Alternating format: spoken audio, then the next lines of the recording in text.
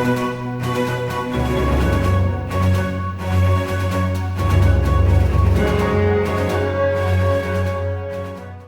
guys, welcome back to another video. Now today we are finishing off our Teenage Mutant Ninja Turtles reviews with Rise of the Teenage Mutant Ninja Turtles, the movie. When a mysterious stranger arrives from the future with a warning for the Turtles, Leo is forced to rise up to lead his brothers Raph, Donnie and Mikey in a fight to save the world from a terrifying alien species. So the first time I watched this movie was actually on a train going to Oz Comic Con. Actually, it was that weekend, and I thought it was okay back then, but wasn't it this time? It actually got a little bit better for me.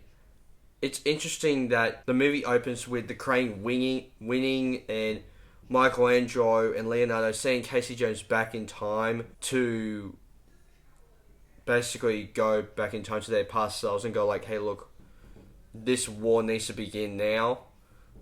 And I think that that's very interesting. It's a side of the Turtles that we've never seen before, but it's one of those things where it's like, you can't wish that we have seen this kind of thing before, but it's a unique thing for this movie.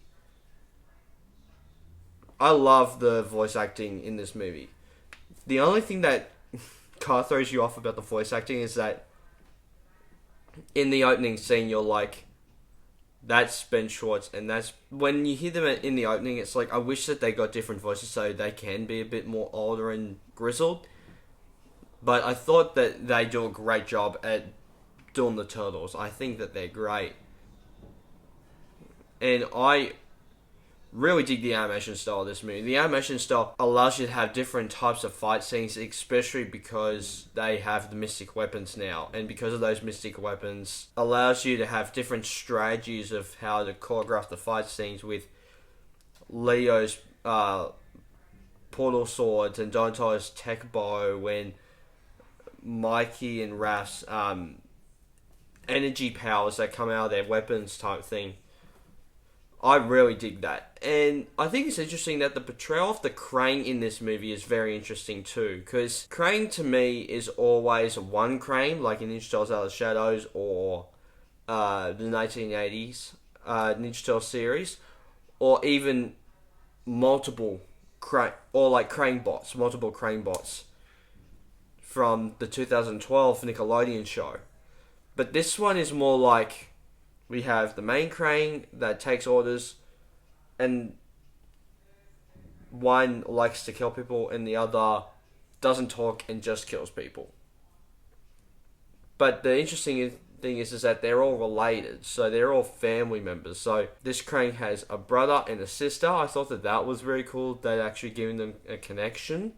I thought that was kind of interesting, and I think that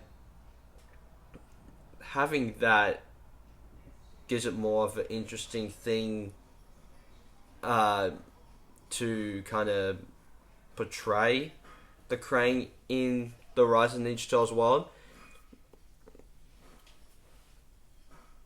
And what's also cool about this movie is that they get to Krangized, I guess is the way to put it. Like, almost when, like, how you get Venomized in, how Venom can go on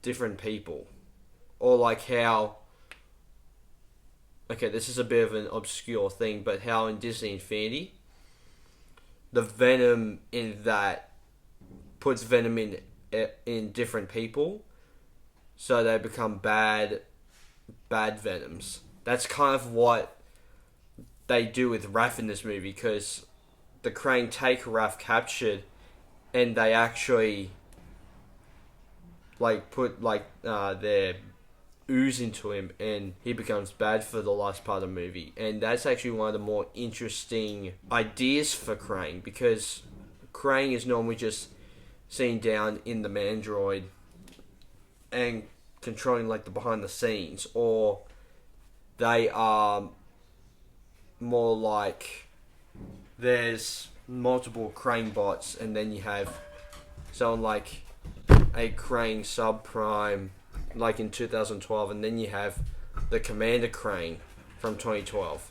So you have two different sorts of cranes, or three evolutions of crane in the 2012. But this one was a cool way to kind of make it interesting. That's one of the few things I liked the first time I watched it. But I think that I need to give Teenage Mutant Ninja Turtles, Rise of the Teenage Mutant Ninja Turtles, the movie, a 3.5 out of 5 stars. As much as I like this movie more than the first time I watched it, the more it goes on, especially the second act of the movie, I kind of get more and more...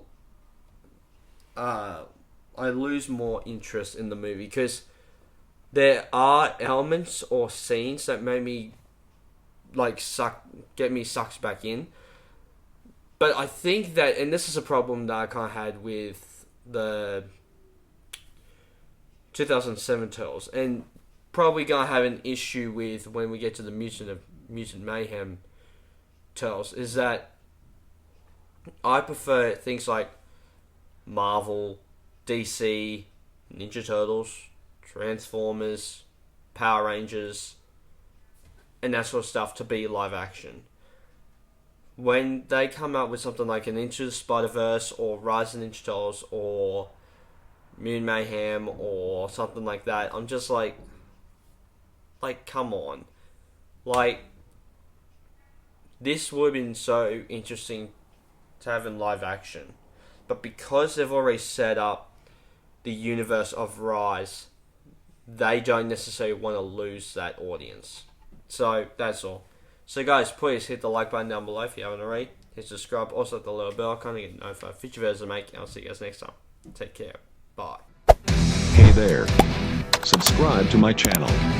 And also press this bell icon.